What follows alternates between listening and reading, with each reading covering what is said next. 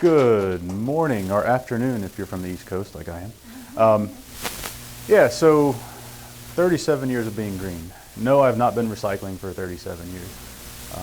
Figure out what I've been for 37 years as far as green goes. But I'm here today, what's this guy doing up here, right? Why am I here? Well, I'll go through the boring stuff first. First, who my company is that I work with. Talk about the digital transformation in labels and packaging. And then I'll get a little bit into hopefully some relevant information for you. I've been in the seat that you've been in. I went to school for Flexo. I started out in high school, worked my way up, and I'll get a little bit more detailed about that and then kind of give you some insight as you're looking into this industry. There's a lot of change that's happened over the past 10 years, so it's kind of interesting to figure out where you're going and what you want to do. So a little bit about Mark Andy. So who is Mark Andy? Mark Andy is actually named after someone. There's a book in the field called They Built an Industry. People like Stan Avery, Ron Harper, and Mark Andrews Sr. are in this book, and it talks about how they started the pressure-sensitive label market from the guy just putting price stickers on the shelf at his grocery store trying to figure an easier way to do that to where we are today. So find that book, read it. A lot of insight as to the history of the industry. Well, Mark Andy's been around for over 70 years now. We're a global company. Our headquarters right outside of St. Louis, Missouri in Chesterfield. We have facilities all over the world. We actually have an R&D facility for our digital systems in San Diego. We're actually 4 companies in one, technically 5 now. We've had a lot of acquisitions over the past few years. So Mark Andy is a Flexo press manufacturer. We also have Mark Andy Print Products, which is a consumables group. So Flexo plates, inseals, tapes, etc. We have Rotoflex, which is a digital, not really digital, but finishing, rewind inspection. And within Mark Andy as a whole, we have our Flexo conventional equipment and our digital business unit, which I'm a part of. By the way, if there's any questions, please feel free. I like to be interactive during these, but again, this is the boring part. So our flexographic printing solutions. These are all American-made presses out of Chesterfield, Missouri. We are the global leader in presses installed. I think you guys have a 2200 here. That we have over 1,500 installs. We've now beat that with our Performance Series line.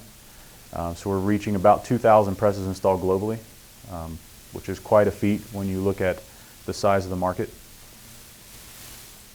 Everything from pressure sensitive to mid-web film.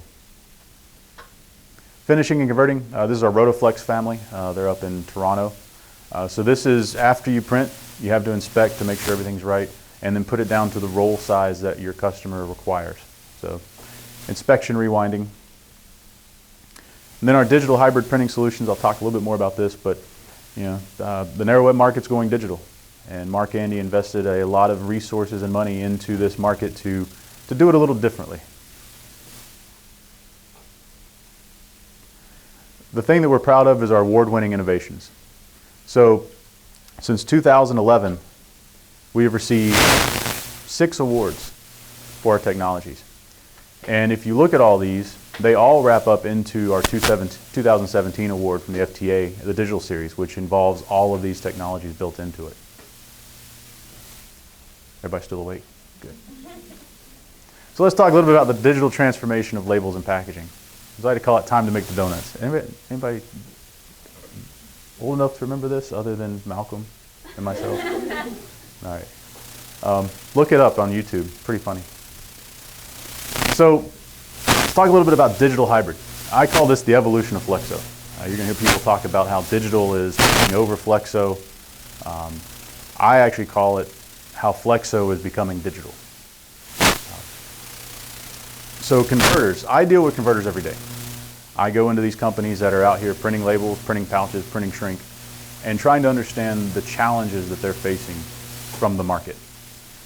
Their customers are asking for faster lead times. 3, 4, 5 years ago, it was unheard of to say, 2 weeks I'll have your labels to you. Customers want 24-hour turnaround now. Shorter run lengths. And we'll get in a little bit more about this, but now, instead of ordering 1 million labels, A customer may only order 10,000 labels, 100 labels, 1,000 labels. They have a short product run going to the shelf. Craft beer, right? Labor shortage. Zoom in on this one, right? You guys are coming into the market. Every press company I go to, one, they're looking for press operators. It's a good place to start, but you learn a lot and you make some good money actually, especially if you do overtime.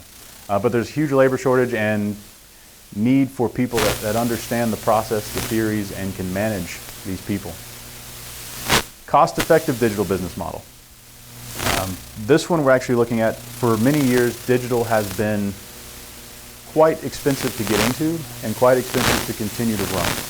So we're looking at how to bring a converter into this market with little upfront cost and enough profit margin to stay in business to use more ink and toner. That's what we want. And then a need to differentiate yourself. There are many, many printers in the world that use HP Indigo. We'll get into Indigo in a few minutes and how they've brought us to where we are, and we appreciate them for that. But how do you compete against someone that has an Indigo down the street if you're doing the same exact thing? So the real question is why? Why are all of these items important and hurting the converter today? The proliferation of SKUs. Does everybody know what a SKU is? I'll look this up. A shopkeeping unit. That's the technical, that is the definition of an SKU, shopkeeping unit. So I pulled some data. It's a little antiquated, but yeah. The average grocery store, Ralph's, in the 1990s had 7,000 shopkeeping units. 2017, 45,000. Walmart, 2015, 120,000. 2019, 142,000. Little side note on that one, they actually went through in 2017, I believe, and did a huge reduction in their SKUs. They found they were getting way outside of where they wanted to be. So that's why that number isn't as amazing as it could be. And Amazon, this is one I really found interesting. August 2017, 537 million SKUs, so individual items on Amazon.com. October 2017, 606 million SKUs, which is an average of 1.3 million SKUs added per day. So quite a lot out there. And each one of these is a unique package. Each has a unique barcode, some have unique designs, which in a traditional world means you have a plate change. So why is flexography appealing for the packaging label industry? Inline printing, converting, and finishing, a single process to get your product out the door. High quality, lower amounts of touches, higher productivity, and a wide range of applications. There's a lot that I can do on my Flexo press that if I were to try to do that in an offset type environment would require changing stuff on my press. It's now only dedicated for running carton or running paper. If I get glue in my system on my press, it's going to look bad on an offset press. So when digital first came out, it was the bottom graph there, right? So short run, micro run.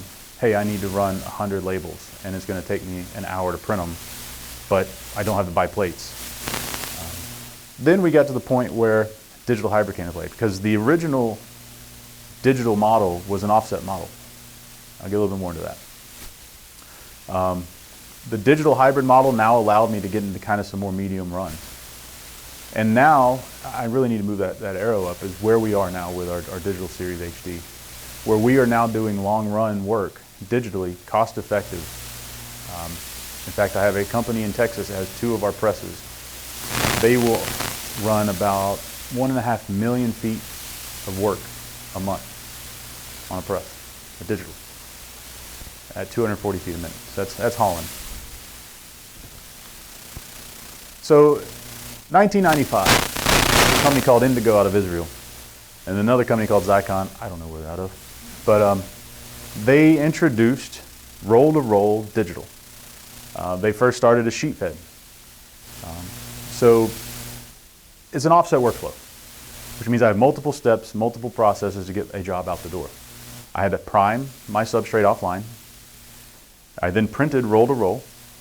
I then went offline converting and finishing. And then I had a product I could ship to the customer.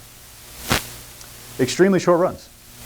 A click charge model, So high costs and low productivity. I mean, you're talking 33 feet a minute, which is really, really low, considering my flexo presses run 1,000 feet a minute.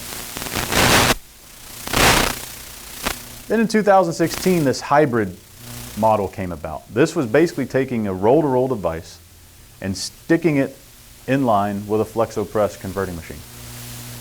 These were really digital companies that were really good at inkjet, really good at toner, marrying up with companies like Mark Andy that were really good on converting and flexo. So still two pieces of equipment, but now they're meshed together. You could get longer runs. You now had a more flexo-like appeal. Lowered the cost and had high productivity. But now, this is where I say Mark Andy does it differently. Instead of partnering up with a digital company, we actually invested in our own digital company and built everything in-house. So the machine is one machine, built on one frame using one computer to run it. So a true flexo-like workflow, short to run, long profitability, and low cost. We're continuing to drive costs down from press and ink supply standpoint. So like I said, this is the boring stuff. So 3 types of hybrid equipment. I'll quickly go through this. Modular, semi-true. Basically with a modular, which you're basically putting a digital unit on a traditional flexo press and bringing something to that press for variable data, like a black. We have a flexo white or a digital white screen replacement. Or if you're just trying to do an inline on an existing piece of equipment. Semi-hybrid, these are the guys where you get 2 companies together that mesh something together and put it in the field. I call it a 2-shirt operation. Your press goes down, you get 2 people from 2 different companies, so they can do this all day at you. And then a true hybrid press like ours, where it's one company, one design, one computer. The beauty of it is you can put whatever you can put on a flexo press onto these presses. Cold foil, web translators, all kinds of stuff that you don't know anything about, but our converters in the industry are using them to do some amazing things like coupons. We have a guy in Poland that's using a digital press to do couponing with variable data in it, and it's pretty neat what he's doing. So the future of flexo is digital, and the future is now. That's my tagline. So any questions on digital before I get into kind of away from that topic and talk about my journey and where I can hopefully offer a little insight into this world for you. All right.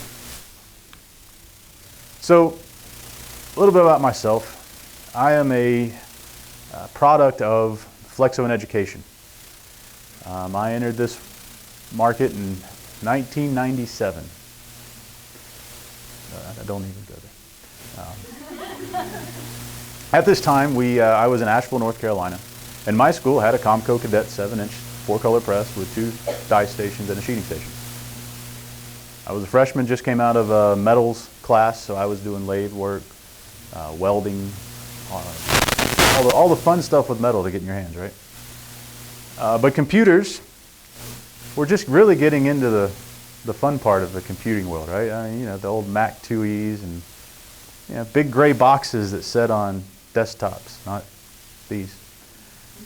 So we used Aldus freehand, and I really got into this market and really started to like it. Hey, computers, I'm still working with my hands on equipment. And I got lucky with that. So 4 years of running a press, I actually did an apprenticeship through the state of North Carolina. So I ran presses, worked with multiple press companies, printing companies in the Asheville area, got my apprenticeship. Then I thought I was going to be a press operator. I really felt that was my calling. So I went to Central Piedmont Community College in Charlotte, North Carolina, also known as the Harper Center for Flexographic Excellence. So again, the Harpers, they're an Analox company. Ron and Catherine Harper really got this flexo and education market going. And we had a Comco Cadet and a Mark Andy 830 at this place. While I was there, we put in a Mark Andy Scout.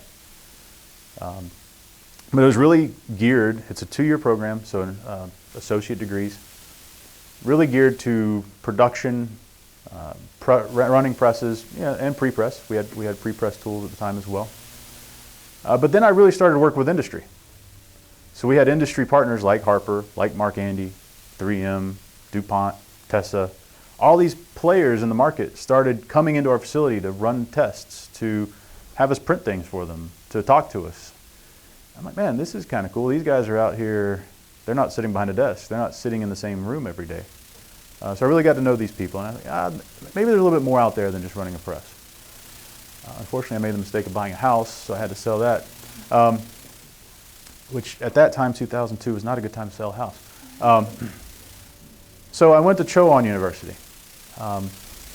There I really got more into production management. I was really more offset focused, but I helped them with their Flexo as well, and I got a bachelor's. I really got more into the business side of it too. But I knew I wanted to do a little bit more, so I went to Clemson. Go Tigers.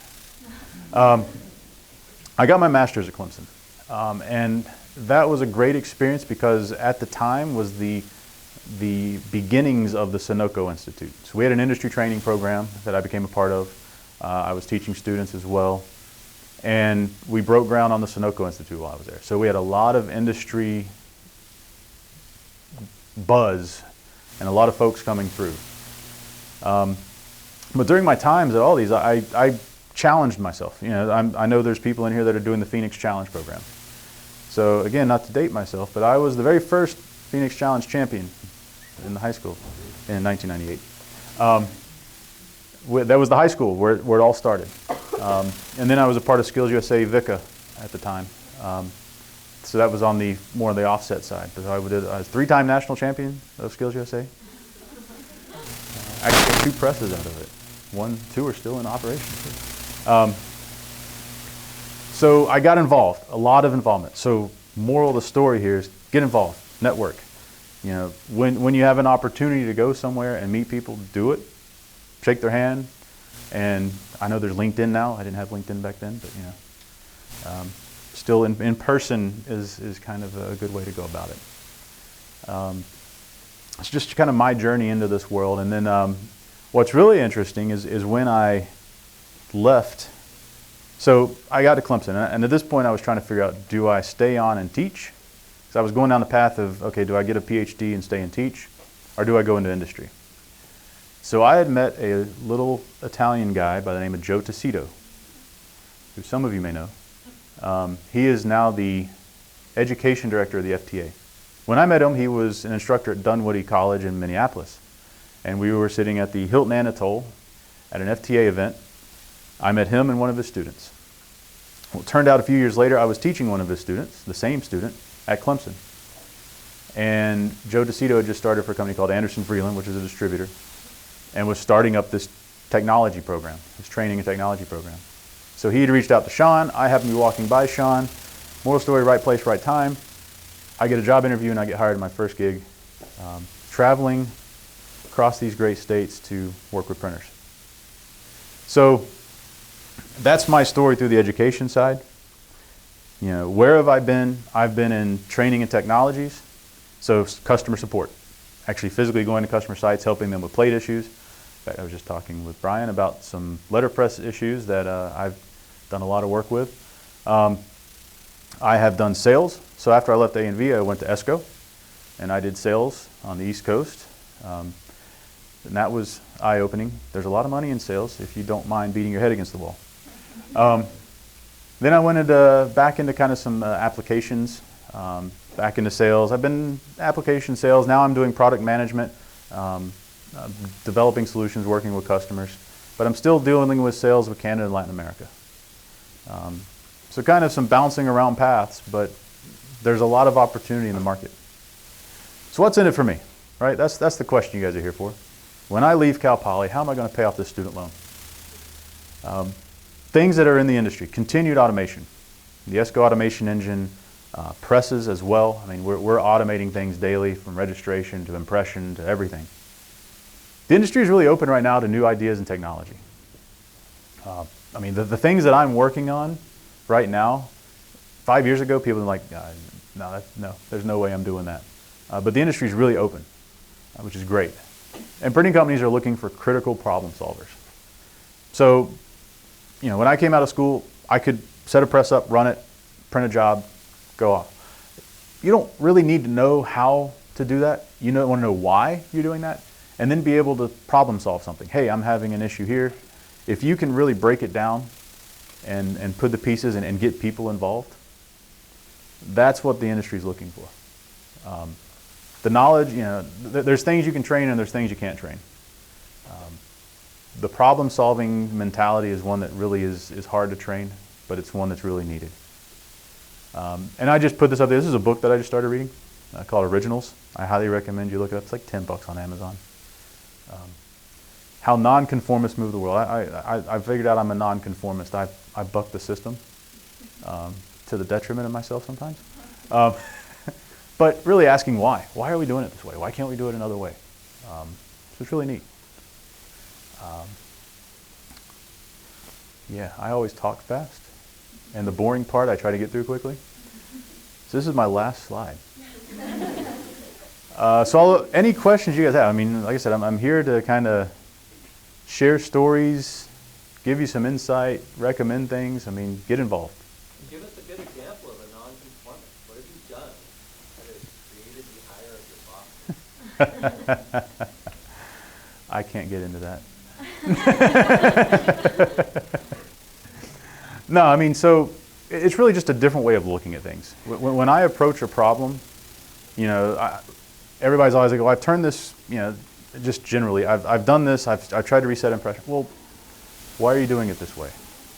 Maybe there's something up with the substrate. Maybe there's something up with the plate. I mean, there's projects I'm working on right now. Unfortunately, I can't really talk about. I'm under NDA on them. But really just asking why. When you walk into a company and say, well, we've always done it this way. Why have you always done it this way? Why are you bringing the material in that door when if you bring it in that door, it's only 5 foot to the press, right?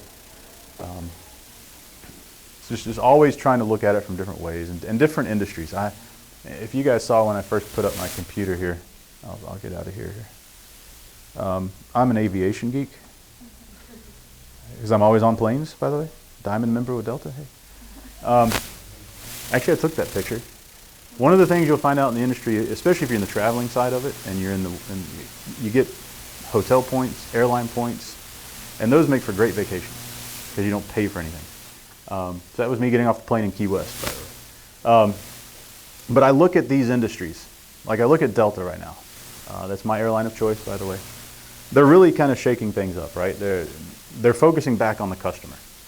And it's really a customer-focused industry that lost its train of thought in that world, right? It was you became a number, you became a ticket. I mean, I've literally landed in Atlanta, and I was afraid I was going to miss my flight because the flight was delayed that I was on. And there's a guy at the door, Mr. Green, come with me. Puts me in a Porsche, drives me to my next flight. That's happened multiple times. So there's a company that is, they don't put you on the plane and leave you. They're like, oh God, this guy's going to miss his flight. We need to get him there, keep him on time. So just little things like that, which for them it's investing. Well, Porsche's right outside the Atlanta hub, so they probably get the cars for free. But investing in resources to have flagged. There's all this automation, right? So it's flagged that hey, here's a diamond member that's going to miss his next flight. Send a car over. That's nonconformity. Now, in fact, all the other airlines are starting to follow that. I think Americans teamed up with Mercedes. So, trying to think differently, not to steal Steve Jobs' quote. You remember who Steve Jobs is? Making sure. Yeah. So looking at other industries, looking at trends, reading articles. I don't think that I'm a big book reader. That this will be the second book that I've completed in my life. I just finished one. So I'm now a reader. What else? Yes, we have a question in the back.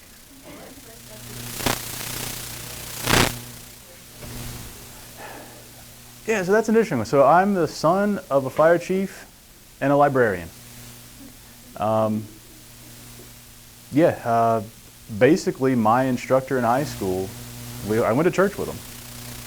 I was really kind of interested in computers. Like I said, back then computers were kind of this new thing coming about, and not everybody had one in the house, and you definitely didn't have one in your hand. So I saw this as a way to really get in and continue with the metal part of it, right? Really getting my hands dirty, but then also bring in the computer aspect, and then I just fell in love with it. It was something that I just naturally progressed into. I liked the layout side, I liked the press side, so I was really front to back on it. So I've been all over the place. I mean, I'm not going to say I could go and run that press right now, but I could probably get something out within a couple hours. And I'm rusty, trust me. What else? Keep them coming. Yes, there we go. Aside from traveling, what's your favorite place to go? Going home. Which is few and far between. So just interesting, my wife is also in the industry. We met at Clemson. So she is on the wide web side with plates. But we travel a lot. We try to make use of where we are. Like when I'm in Florida, I try to say, okay, I'm going to hang over a weekend, right? But what I really like in the industry is getting to meet people and see what they're doing and help them solve problems, right? I just enjoy going in and talking with someone. They're like, well, I'm really trying to do this. I can't get it to do this. And then try to find a solution for them. Pouches have become a huge thing in the industry these days. You know, label printers are starting to see that we need to diversify and get into other markets, other segments. So shrink was a big one for a while until they found out that you really have to separate it from the can if you're going to recycle. So now that's kind of going away a little bit and going back to labels. But in the pouch market, they're starting to see, I mean, if you go to the store, everything's in a pouch these days, right? Well, other than dog food, everything's in a pouch about this big. I can print that on a 17-inch press and then do a short run. And I mean, there was a gentleman here, or lady, I forgot who it was, from EPAC. EPAC is a really neat franchise type program, which is getting a lot of traction here. They got a lot of franchises around the globe now. But it's basically an Indigo 20,000 with an offline slitter for pouching or shrink. So there's a lot of short demand for this stuff. Why? Because I don't know if I was in Target last night because I couldn't sleep. And if you go down the aisle, especially the granola aisle, all the granolas have gone to pouches, and there's different ones. There's grain-free, gluten-free, taste-free, all this, right? So they all require a different pouch, but the company that makes it may only be making 100 of these, 500 of these, so they don't need the million pouches to do that. So it's all quick changeover, quick response. And plus they don't want to, what did we just go through thanks to the FDA? Anybody know? Nutrition label requirements. Thank you, FDA, because that sold a lot of plates and a lot of presses. Why? Because there's now new requirements for the nutrition labels. I happen to be drinking my favorite choice of drink here, Diet Coke. If you like Diet Pepsi, I'm sorry. This is the new nutrition one, right? It's all changed up now. Calories are bolder, brighter, and try to make you think, well, maybe I shouldn't eat that donut. But because of that, now you have new labels. So brands, the CPGs, they don't want to house millions of labels anymore or millions of pouches, because when a new regulation comes about, that's now waste and loss of revenue. So they want just in time.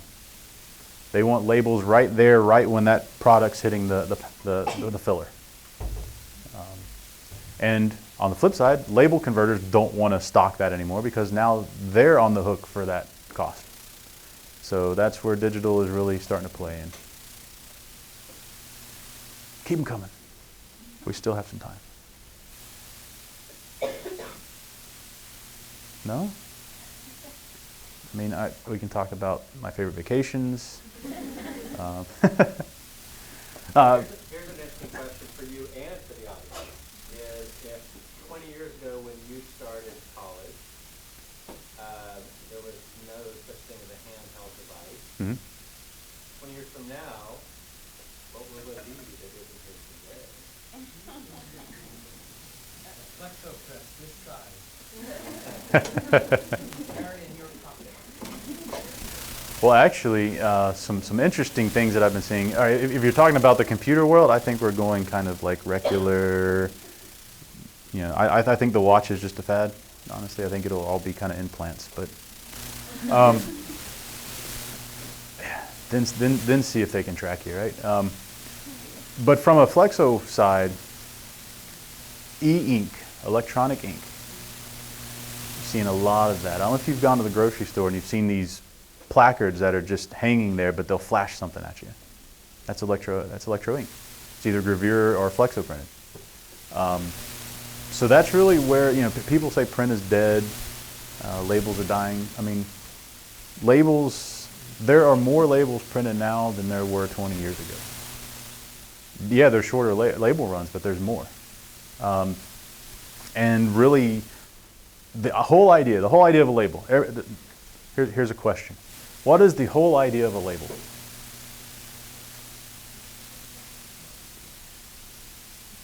Maybe. Yeah, what's the whole idea of a label? To sell. To get somebody to spend money on that product. And so much so that some people spend more on the packaging and the labels than they do the actual product inside it. So yeah, that's the whole idea behind a label in a package, is to sell a product. It's the silent salesman. So when you go to the grocery store, I mean, there's studies, look these up, where Clemson's doing with their Sunoco Institute. They have eye tracking, where they, you know, I mean, Kellogg, all these people will go in and they'll put a new product on the shelf and they'll bring students in off the side of the street, $20 gift card to Walmart. Go in and here's some stuff to shop for. And they'll put a new product somewhere in there and just see when and how long their eye is drawn to it. So it's it's a multi-billion-dollar industry just to try to get you to buy something. And being a sales guy, I'd like to say I could do that cheaper, but yes. With like sustainability efforts rising, have you seen or do you foresee any like large changes happening in the industry? So there's a lot of schools of thought on this. I was just down at a company in Miami that makes slitting pouching machines. All right, so it's a lot of plastics that are done through their machines. On the wall, I forgot this guy's name, is a picture of a guy at a landfill doing an archaeological dig holding a New York Times from 1919. It looks brand new out of the box, right? It's paper. So the whole idea is there, it's been buried for, you know, at that point, probably 70 years. And this thing hasn't decomposed. Why? It's not, there's no oxygen down there. It's just sitting there sealed up. So from a sustainability standpoint, there's going to have to be a lot of investment. It's going to take someone like an Elon Musk, quite honestly. I don't have enough money to do this. I'm sorry. I don't get paid that much. To really come in and really look at how the full life cycle of a product, right? Recycling, it's great. Like I know aluminum cans are the most recycled product in the world. In fact, 90%, I think is the number they still quote. It used to be 93. 90% of the aluminum that's been out there is still out there today, being used for cans. But it's really looking at the entire life cycle because recycling is expensive. Most municipalities don't do glass anymore because it just costs too much and puts too much waste out there for what the return is. From a label standpoint, we've got not only a face stock, we may have a laminate on there, and the adhesive, and then you get the pouches that have been laminated. You got ink on there. I mean, there's still a lot of work to be done. Does it need to be done? Yes. Are there some interesting things? Like I know, all right, I go on cruises. I'm sorry. Norwegian Cruise Line is my cruise line of choice. Why do they treat me right and they give me free drinks? But they just announced that they're actually getting rid of water bottles. So when I go in, I would get a water bottle in my stateroom. Now they have Tetra Pak bottles, which is a company that built. You get like the protein shakes that are in those box with a screw-on cap. So it's a sustainable product. It'd be recycled easier. Now you still have a mixed model because you got plastic on top of a corrugate, but yeah. But no, it's a good question. A lot of thought. I will put that on to you guys. Find Elon Musk. Bring him to our industry. Well, to that point, has there been much effort in like starch-based substitutes for plastic? Or Oh yeah. You see the corn plastics. You see. But is anybody using it? You've got. I will call them niche products. All of the substrate manufacturers have that. It is a premium product, which means instead of paying like for a, let's say if you're going to do a film-based product. It's like 50 cents an MSI. So an MSI is 1,000 square inches. When you go to that type of product, you could easily double, triple, quadruple the cost of that substrate. Now, yes, it's great for the environment, but it's bad for the pocketbook. So what I mean by that is if you're a company trying to print your label or print your product, and instead of per label cost of 5 cents, I'm saying, well, your label's actually going to cost you $1. And you're trying to sell a product on the shelf for $1.55. You've already lost margin because that doesn't even take into account the product that's inside it. So there's economics, there's sustainability, and they all have to come together and somehow figure it out. And I like to say once it becomes more mainstream, the costs go down, right? Volume equals reduction in cost. We see that in ink. The more ink you use, the less your cost is. So, good one. What else? I still got time. Man, I like this. I like these conversations. It's making me think. Yes? Key West always holds a spot in my heart. It's a fun place. I like traveling all over the world. I've been to Japan for work. That was really cool. Osaka and Tokyo. I've been all over, and I really enjoy going. But if I had to pick somewhere I'm going on vacation, like I'm going to Key West. Yes. And so in Tokyo, I was with Anderson Brilliant at the time, and I was a product manager for our Flexo plate lines, and we had a water wash plate, Cosmolite.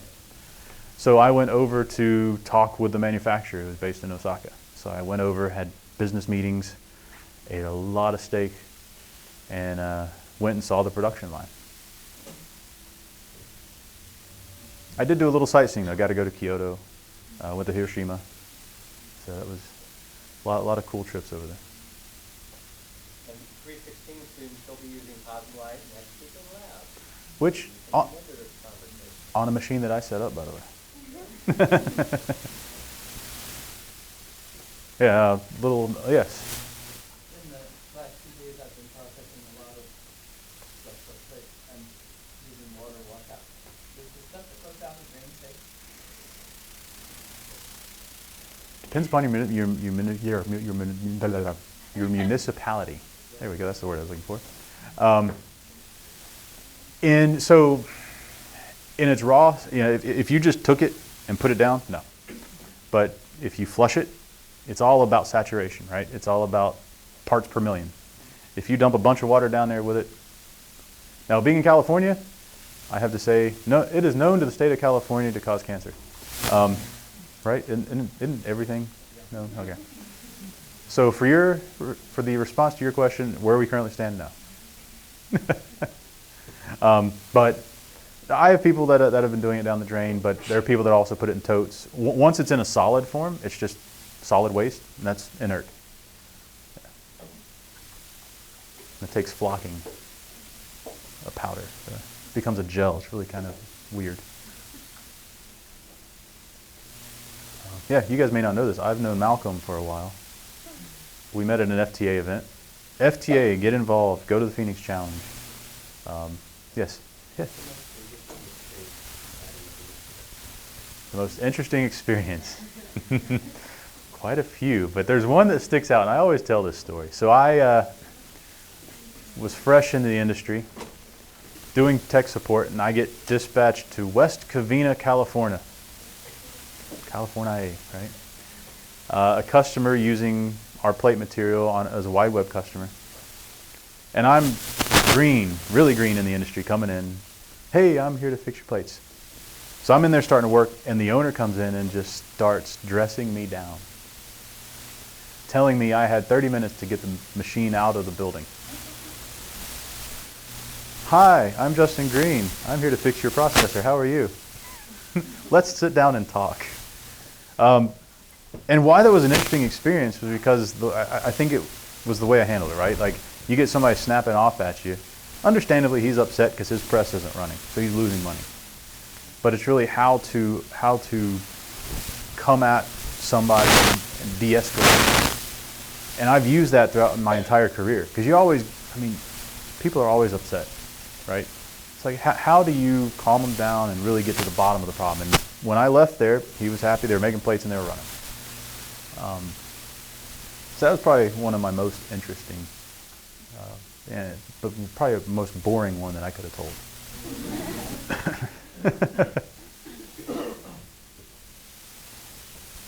Yeah. Well, we really appreciate you coming, for sure. Yeah. And, I think, Ashley, right? Oh, awesome. Well, thank you very much. I appreciate it. Thank you, guys.